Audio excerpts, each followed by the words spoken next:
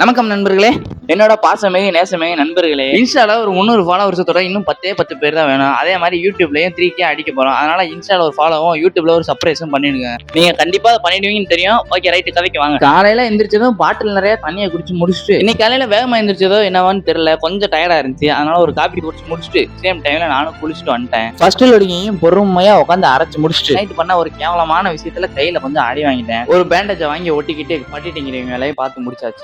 இப்போ என் கையில சுத்தமா பேட்டா இல்லாதது யாருக்கு தெரியுதோ இல்லையோ அந்த கடவுளுக்கு தெரிஞ்சிருக்கு போல. ஃப்ரெண்ட் ஒருத்தன் பார்ட் டைமா வேலைக்கு போறான். அவனோட நானும் அப்படியே வண்டி எடுத்து கிளம்பிட்டேன். எங்க போனாலும் இந்த எக்ஸல் நம்ம விடாது போல. அதனால இன்னைக்கு வேலைக்கு வந்த இடத்துல எக்ஸல் தான் கொடுத்து விட்டு டெலிவரி பார்த்துருவான்னு அனுப்பி விட்டாங்க. அதனால நான் வேலைக்கு வந்தது லேட்டுனால கொஞ்சமா தான் டெலிவரியை பார்த்துட்டு நானும் ஒரு 8 மணி போல பட்டு பிட்டுன்னு வீட்டுக்கு கிளம்பி வந்துட்டேன். வீட்டுக்கு வந்ததை ஒரு அற்புதமான முழு குளியில போட்டுட்டு இரவு உணவையும் கதம் பண்ணி முடிச்சிட்டேன். சாப்பிட்டுட்டு கொஞ்ச நேரம் ஆர்சி மேட்ச் பார்க்கலான்னு உட்காந்தேன். அவ்வளவுதான், மன உளைச்சல்ல தள்ளிட்டாங்க. அதுக்கப்புறம் மாடிக்கு வந்து அண்ணனுக்கு ஒரு கொரியர் வந்துச்சு. அது உங்களுக்கு காட்ட முடியாது, அது சர்ப்ரைஸ். அதெல்லாம் செக் பண்ணி பார்த்ததுல கரெக்டா வந்திருக்கு. அப்படியே நானும் இன்னைக்கு நாளை முடிச்சுக்கிறேன் நண்பர்களே. நாளை சந்திப்போம். உடம்பு பார்த்துக்கோங்க. பாய், டாடா.